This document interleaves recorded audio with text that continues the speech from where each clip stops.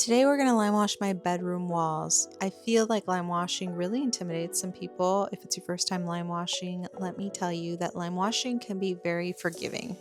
I tested it out in my bathroom and it came out pretty good. So I realized that you can't really screw it up too bad.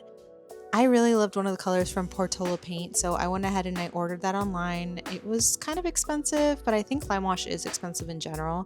I went with the color Sparks, and I ended up doing two different tones of this color so that I could do two layers and give the wall a little bit more dimension.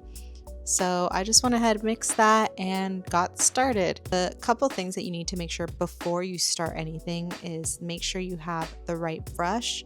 I got the brush from the Portola site because if you have a bad brush, it's going to really make your experience a lot more difficult and it's going to make it harder to get the right technique. So I went ahead and I got this bit thick brush, and the paint that I got is Sparks paint. It's kind of like a blush sandy color, and I got it in two different tones.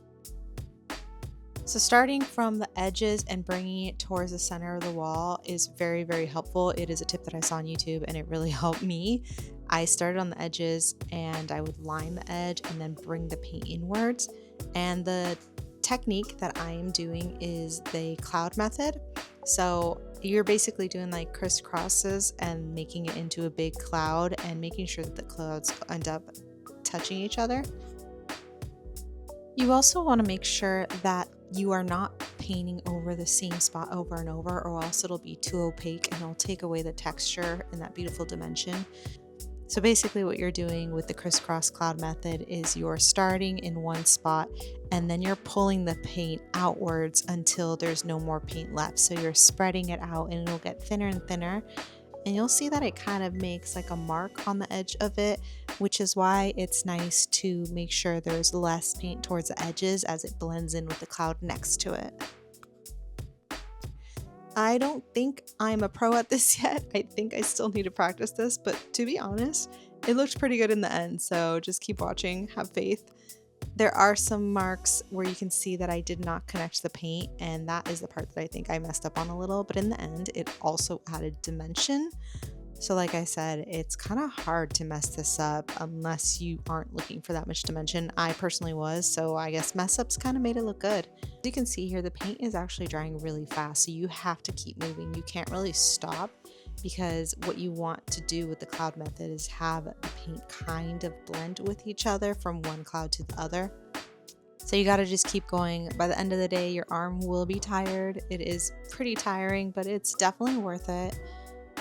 You also have to make sure that you're mixing the paint often, just because the paint does separate from the water in there. So you have to keep mixing it to make sure that it looks good. As the color dries, you're going to notice that it looks super, super dark.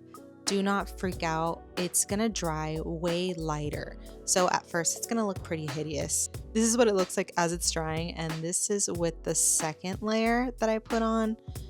So there's a lot of texture and dimension here, but you can see the difference between like the dry wall and the not dry wall. The change in color is pretty dramatic. The paint will look super different as it's wet. It'll be shades darker than it will actually dry. So yeah, don't freak out if it looks really intense. Just have patience and trust the process.